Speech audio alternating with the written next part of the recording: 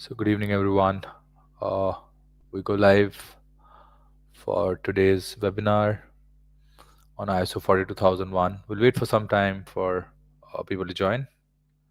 And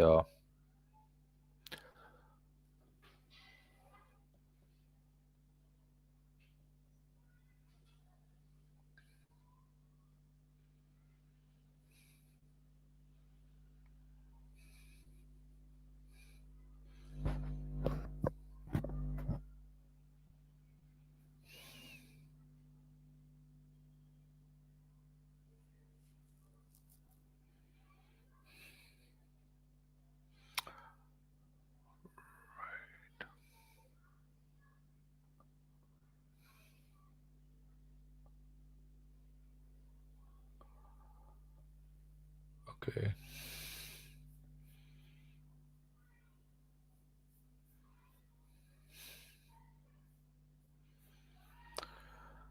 All right. Good evening, everyone. I'll just wait for some time more, a little bit more, and then we'll start.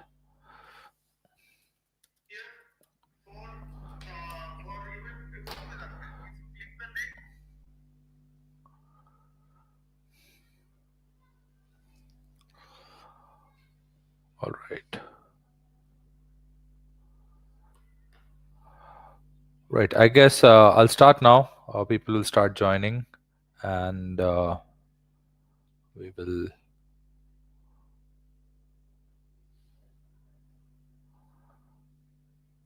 All right. People are joining. Let's wait for a little bit more. And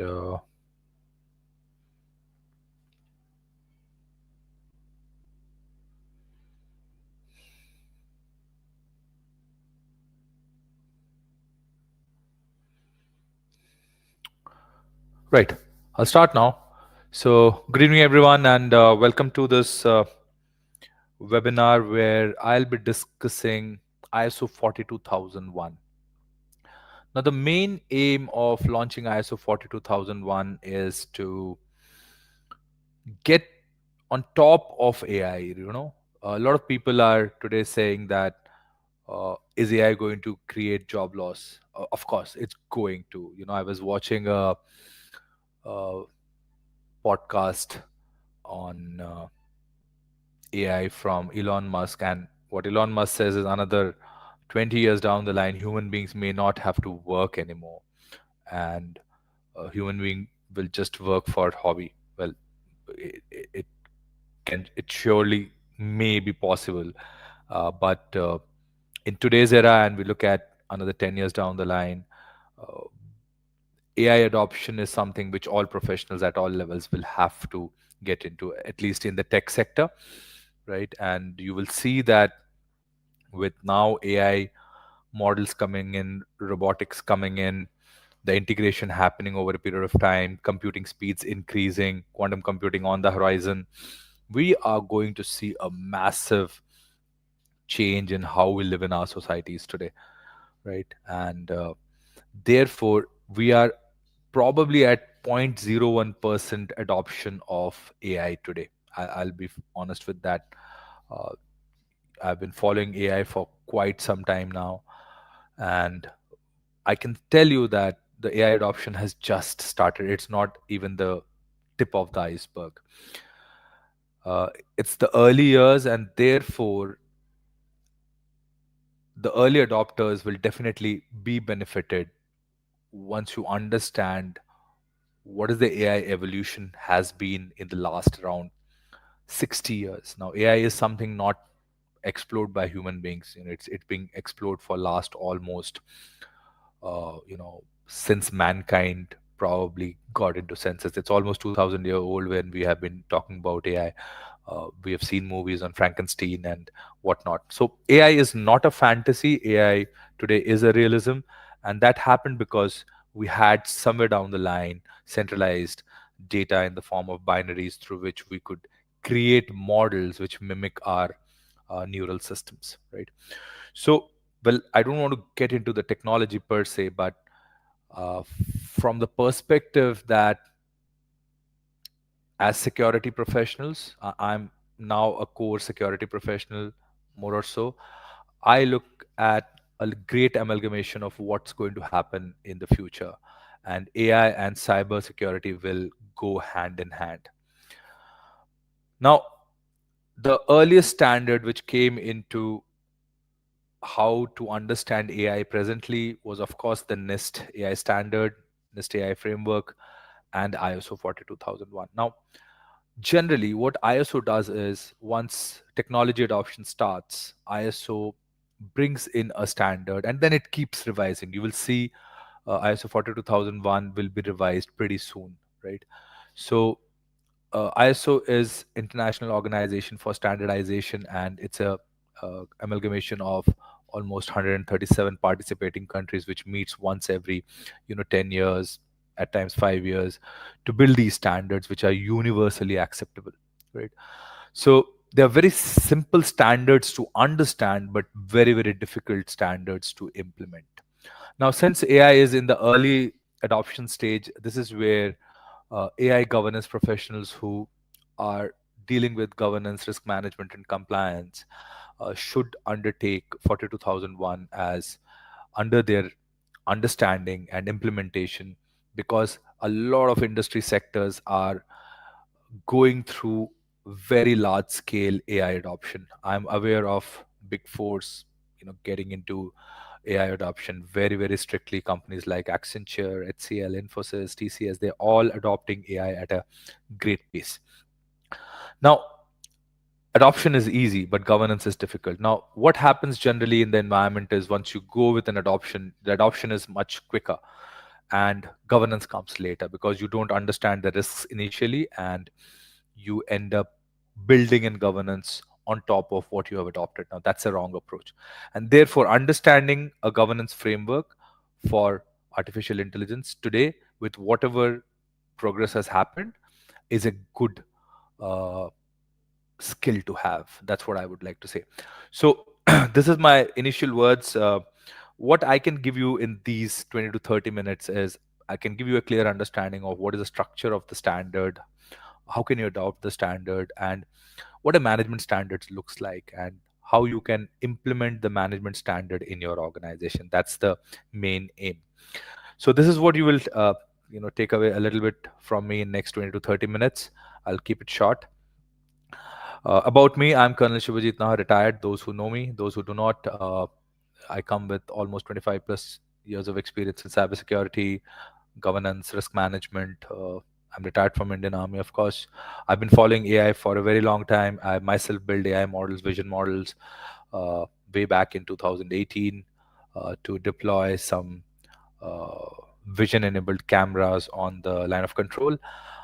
It was very early. We got some GPUs, trained some models, and tried to do something which is now very common. Uh, I've been a CISSP instructor for almost 3 years now. Yesterday, 75th or 76th, CISSP mentee of ours passed yesterday. 3 people passed. So, well, I can say that we have been a great resource for CISSP as one of the premium institutes. Protect Academy today becomes one of the premium institute in India to achieve a very high rate of passing for CISSP. That's all about me. So, who is it for, right? Who is this webinar for? I think anyone who is senior enough to understand the adoption of AI at the CIO, CTO roles, GRC leaders, managing and risk and compliance teams, uh, product managers, right? Product architects. For them, it is very important to understand. Consultants who are now going to face a lot of, uh, you know, implementation of these standards for their clients are going to benefit from understanding how to implement ISO 42001. Right. So let's look at what is happening now, right? If we look at the adoption of AI is just skyrocketing because nobody's worried about governance, right? Right now, whatever is available, we are looking at increasing the adoption, increasing the efficiency. And what is happening is you're leaving out the risk in the long term. So you're leaving out the risk in the long term. You're leaving out the governance part of understanding those risks, because ultimately governance is to drive business objective, right? And you have to look at the risk. You also have to look at a lot of compliances which are becoming very, very difficult to handle. I can guarantee that data localization, data privacy have become very, very challenging compliances to be met all across the world, not only in India, all across the world, right? So that has been a challenge uh, for most of the organizations, and meeting them has become really difficult. So therefore, you need to be on top of understanding what AI adoption is all about. Right. So why ISO 42001 is and will be a leadership reality in the times to come is because uh, there are a lot of challenges in AI, right? Firstly, AI is heavily dependent upon data, right? So where are you going to source the data from? That's very, very critical. So sourcing of data ultimately becomes the IP infringement from somewhere. If you source the data, if the data is not clean from, then what will lead it into is your model poisoning, right? So understanding the source of the data, understanding any IP level violations, right? Understanding bias. Even data has bias. How can you trust the data? Therefore, how data is labeled and how you train the model today becomes a very, very, very important uh, part. Now, once you implement the standard, you come to know how AI has evolved over a period of time. What is supervised learning? What is unsupervised learning? What is machine learning? And where does AGI come into picture? So understanding these become part of overall implementation of 42001. So you might be in a very different sector. Say you are in health, or you are in a sector where you are very data dependent. Understanding these nuances become very important if you are in a slightly senior or a mid senior role, right? So the first part of any management standard would be governance, right? That is involvement of the senior management, how the leadership drives their organization, how a particular problem statement, whether it is cybersecurity, whether it is AI, whether it is operational risk or financial risk, how to align that with the top management perspective, the business management perspective, with the culture of the organization. So 42001, even any ISO standards, focuses very heavily on the leadership aspect, and leadership aspect leads to governance, right? Therefore, that means you have to build policies in a manner which help you in adopting AI in a responsible and risk-free manner. Why responsible? Why risk-free? That is something which you have to understand. Responsible because if your sourcing of data is not correct, if your data has not been labeled correctly, if there are biases in your model and you do not do that risk judgment, then it becomes an overall governance failure, right? Because because of AI adoption, there could be many, many uh, bias in the social, in your uh, workforce, how they perform. There would be, you will see, adoption of AI might lead to risks within your organization because people might start thinking that they are going to lose their jobs. So there is going to be a cultural shift, and do you understand that cultural shift, right? That's also important. So the any ISO standard has been organized in uh, four very, very important silos, that is called the plan, do, check, and act. So what you do is, in the planning phase, you define the scope. Where is your management system applicable, right? So it's not necessary that you apply the management system to your complete organization. It can be applied in silos, in particular, verticals. You may not apply in all the verticals. So scoping for a standard is very, very important. Which part of your organization do you want to apply? Do you want to apply it on a whole? Do you want to apply on a product? Do you want to apply it on a services? It all depends on where you want to apply, right? So that becomes a important part of understanding how uh, you would like to scope. Now, also there, you come up with your AI management policy, your major policy, where you would like to lay down the broad policy level statements in your policy document, and that becomes your major governance drive for the organization, right? So that becomes your Bible, and generally, uh, management standard policies which you take out are supposed to be signed by the senior management. You understand the risks. What are the risks from adoption of AI? data sourcing, bias, cultural shift, and many other such risks, which are not very broadly defined in 42001, but you have to interpret it more and you have to deep dive. So it's just a management standard. It is not a complete roadmap. It gives you a management standard. You have to find out all the risks associated with implementation of whatever AI product or a service you are implementing in your organization. Now, once you've planned that, you've laid down your policies, you've laid down your SOPs, now you do it. So you basically implement what are the roles and responsibilities responsible for uh, implementing this management standard. So defining roles and responsibilities, defining processes which are required for managing your AI management system is what happens in this phase of your standard implementation. Then next is, once you've implemented all your required processes, you are supposed to audit them. You're supposed to check whether your implementation has been proper. Now, when you check, your maturity levels come out. Right, so maturity is also very important. So maturity is something which needs to be understood, that how your processes become better over a period of time. So when you start auditing your systems, when you start checking your systems, you can start developing metrics for how mature your management standard becomes. And then finally, whatever the output of your audit is, you feed it to your governance again to see whether there are any gaps in your implementation. Now, this is a standard ISO cycle.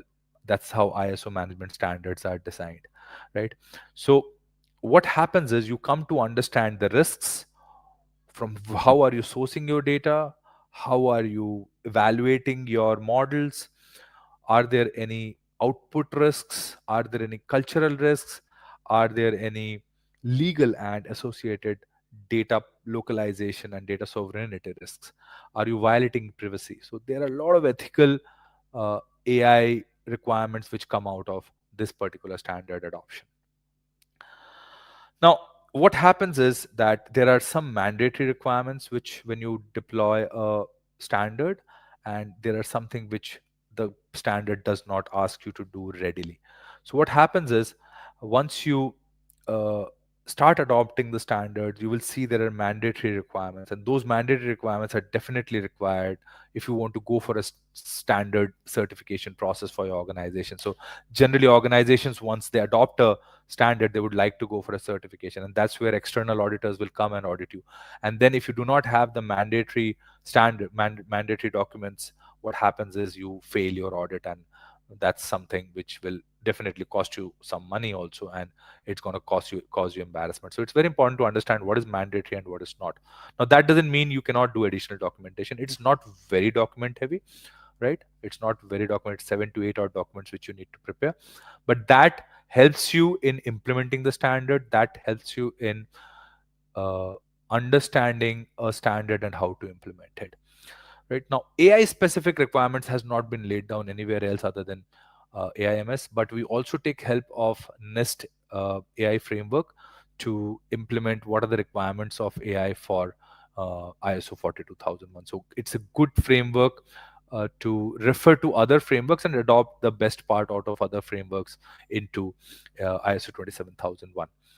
Now, the standard is very generic, it's not very specific, therefore you have to research a lot, and that's where your ingenuity will come in, that do you understand the nuances of the present AI systems and how to incorporate in your organization, right? And therefore you become a techno management person who understands development of AI over the years, what are the kind of systems available today, and once you deploy, what are the requirements. Now, you might be using AI services from third parties. You might deploy AI models in your own infrastructure. What are the risks from there? What are the ethical considerations from there? How do you train? So these are the nuances which will come out, and initially looks easy but becomes slightly complex once you start adopting. And if your organization is gone heavily into adopting AI initially, it will happen is they've adopted a lot of models, a lot of agents, and now the governance team is running behind because there are a lot of legal flaws in in the adoption. So therefore, understanding them and implementing them well before you start adopting AI systems is what is critical.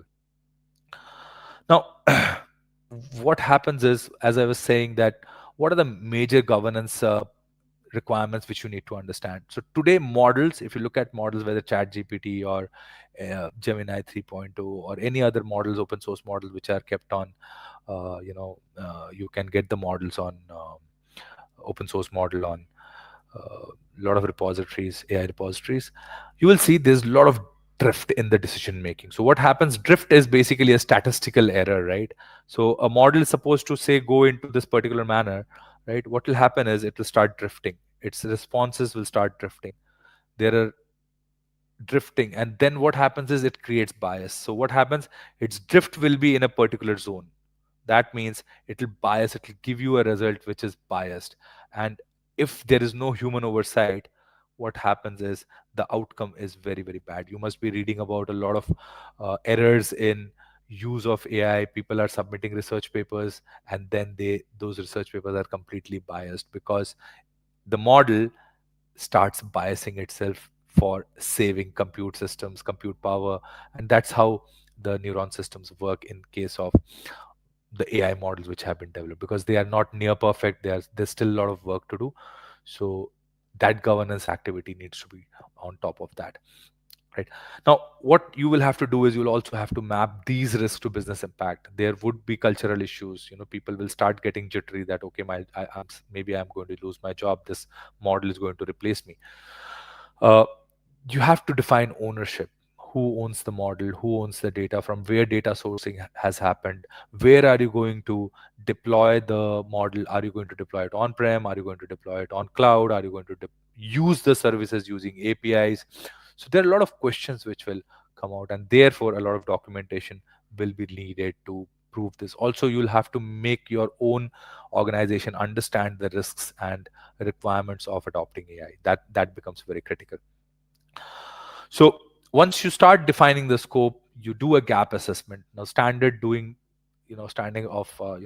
implementation is you first define a scope, do a gap assessment, and generally when we do gap assessments with our client, of course, it's a very, very preliminary phase. We find a lot of gaps, right? Then you define what are the life cycle processes that are required for adoption of AI and building governance on top of what your AI systems are. Then you define roles and responsibilities. Roles and responsibility definition, if you don't do in any management process, it will not be successful. Ownership and responsibility has to be defined very, very clearly.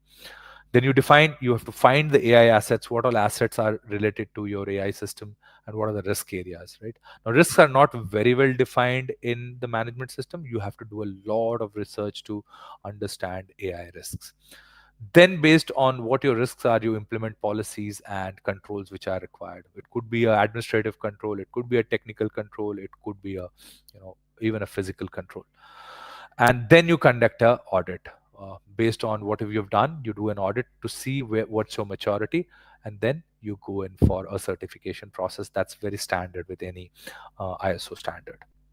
Now, what happens is, you know most of the organizations I've seen is they go with a checklist adoption. A checklist adoption is something very, very primitive.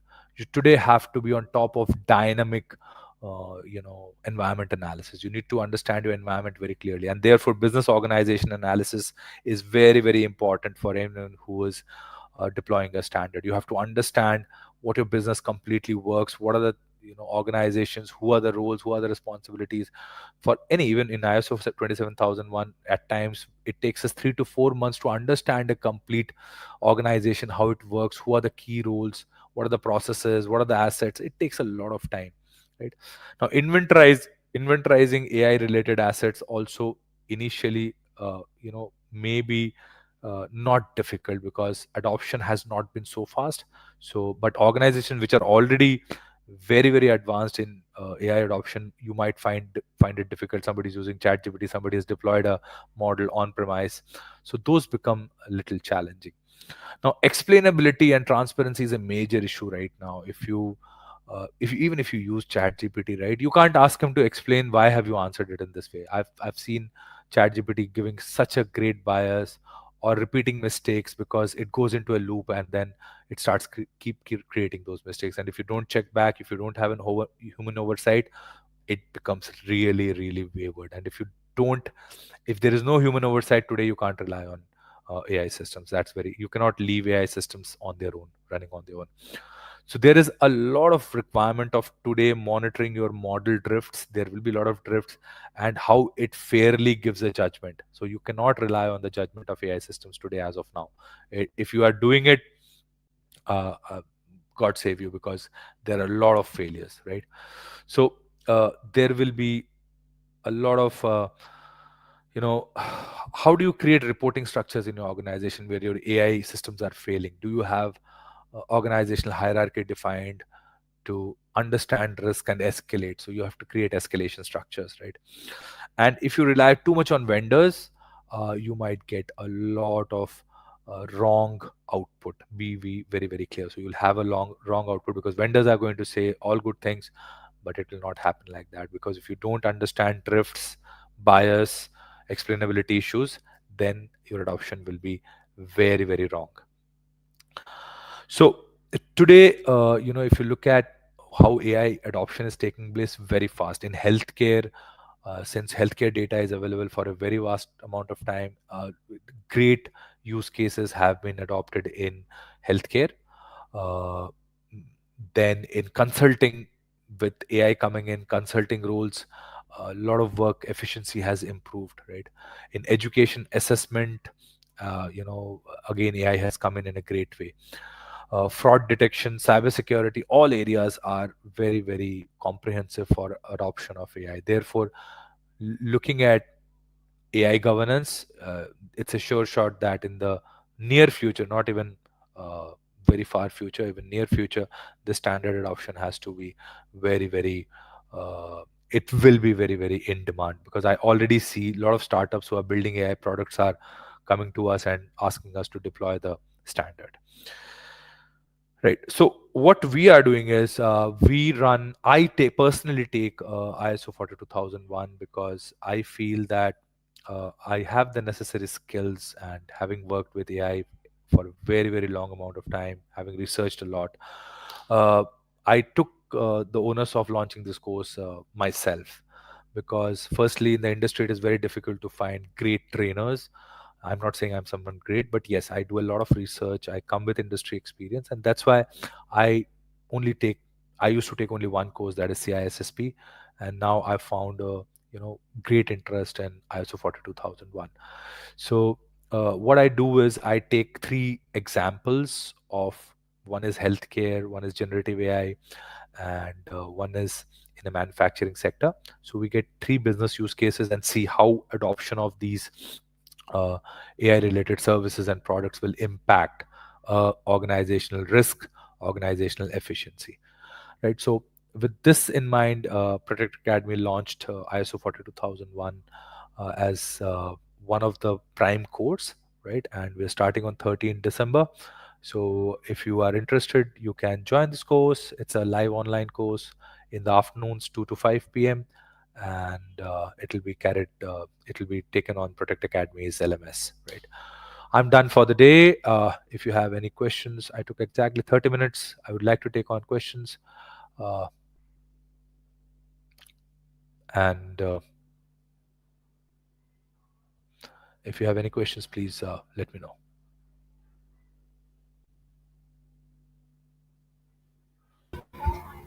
Hi, Karunnaha. So, thank you so much for a very informative session. That was wonderful. I'll be keeping myself on mute more because there are some kids playing nearby, so you can hear the background noise. So, there is a question Rahul is writing from YouTube. So, I think it's more of a statement. He says, after reading about AI lately, just like everyone else, this kind of depth, reasoning, and clarity is something which I missed big time. So I think there's a lot of confusion about what to expect, Yeah, what yeah, to. there is a lot of confusion, because see, what happens is once a standard comes, everybody wants to just launch a course without diving deep into how the standard works, what are the risks, understand technical understanding. Their deployment issues are not well understood by somebody who's just taken a training and come in. So when Protect Academy launches a course, we launch with great depth of research. We don't launch a course just because we want to make money. Of course, business runs on making money, but one of the clear examples is we don't launch course for which we are not sure of. So once we are sure of launching a course, there goes in a lot of research. It took me almost 1 year to make this course. So the aim is to research deep and then bring out value for someone who takes this and straight away goes and deploys it in the organization. We got a great feedback from our previous course. So and we are launching only one course every quarter, so we don't launch too many courses. Also, we launch one course in a quarter, so that everybody gets adequate bandwidth to understand. We don't keep the batch sizes long.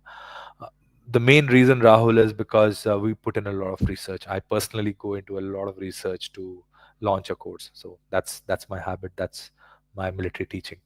So we don't launch something unless we are very sure of it.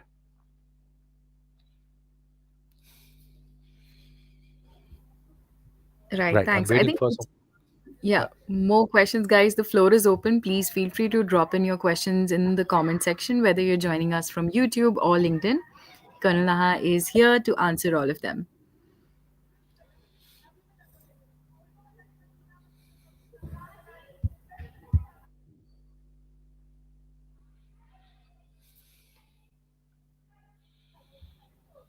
So I think we'll be waiting another 30 seconds for any more questions to come in before we wrap up.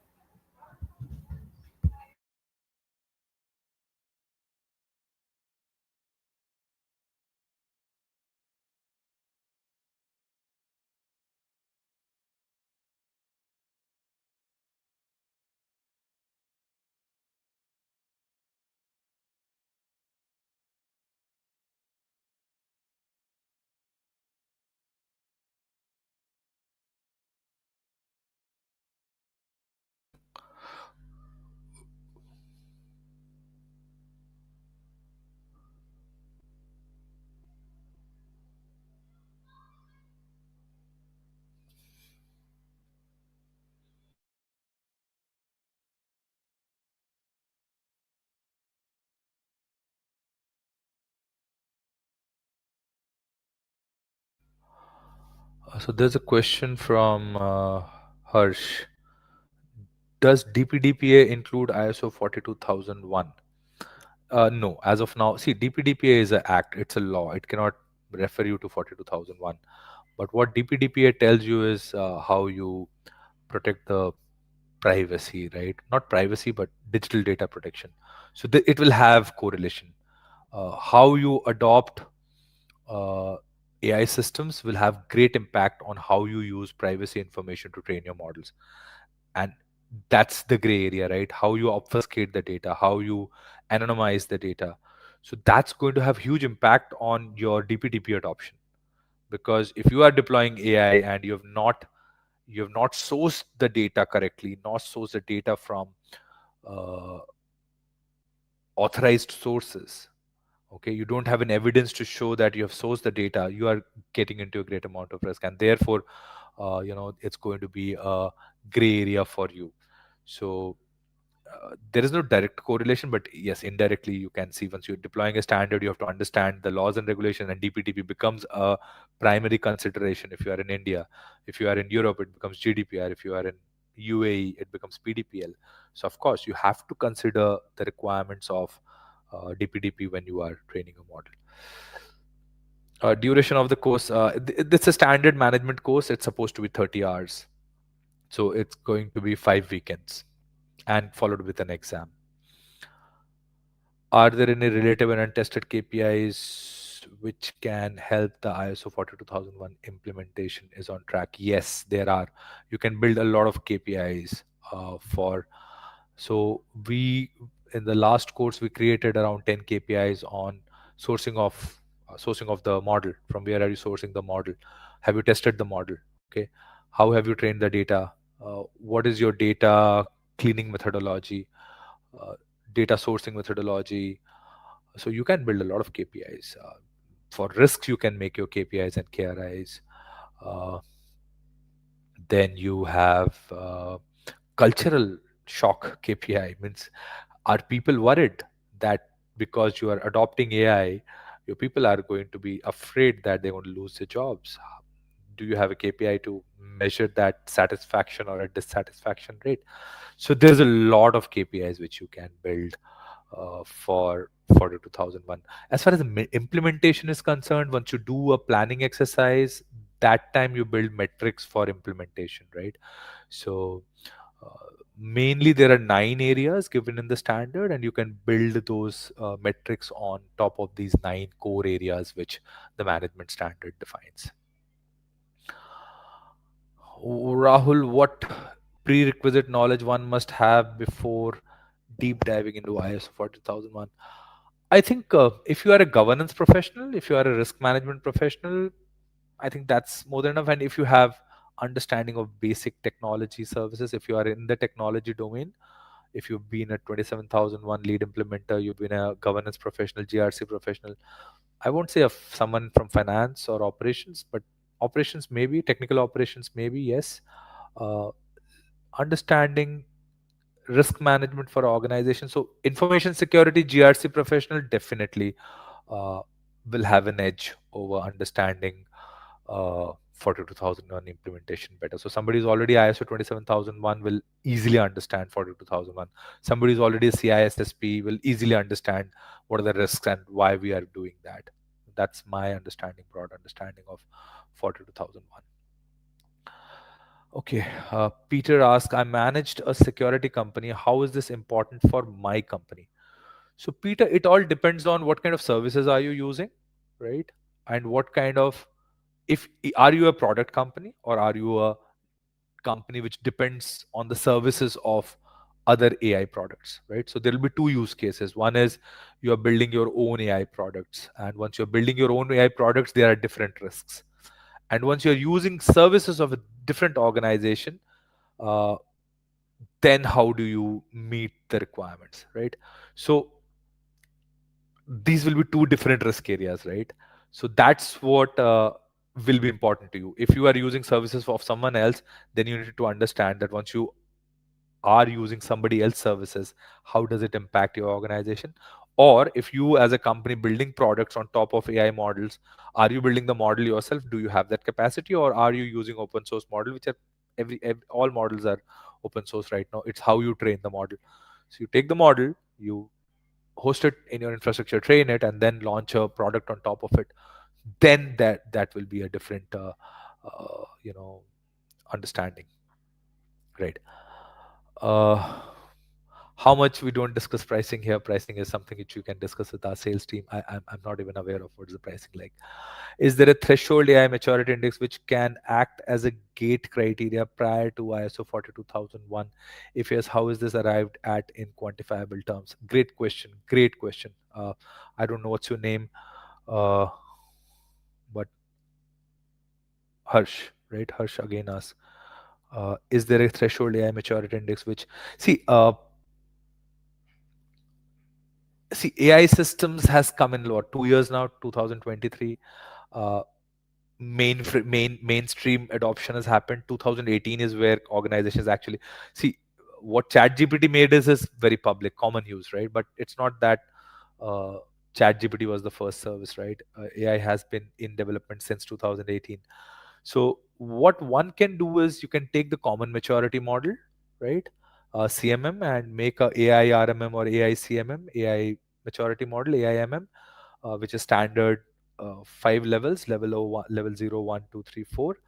And can you have a gateway criteria? I think you can build a gateway criteria if your governance processes have been very well defined. If your organization is already at a greater uh, risk maturity level, right? Uh, then probably you can have actually an initial threshold for AI governance. That's what my understanding says, Harsh. I hope I've been able to tell you. See, if your organizational processes are already well matured, right? You already know. So if a company which is already in a optimized state of risk management, they can easily say that once they're adopting something, what kind of risks that processes are going to get. So they might build something much more. Even at an entry level, you can have a threshold metrics, right? Your policies are well defined. From where are you sourcing your data? what kind of risks do you have. So if you have some basic processes defined, then probably you can say that you're not at level 0, you're already at level 1, where policies have been defined. I hope I've been able to answer your question. Right. Any other questions?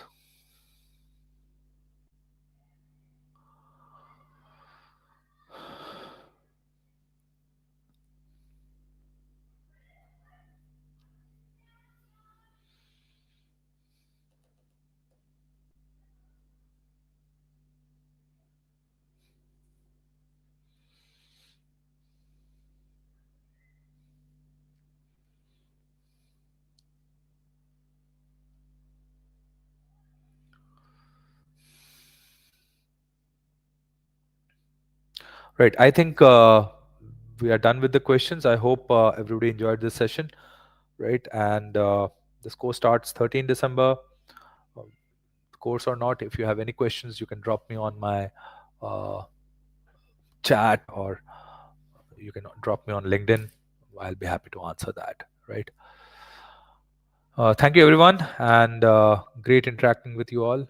A great amount of presence for also for this particular session, and I'll be launching some more webinars in the times to come. Hope you all enjoy it. Thank you so much, and take care, and bye bye.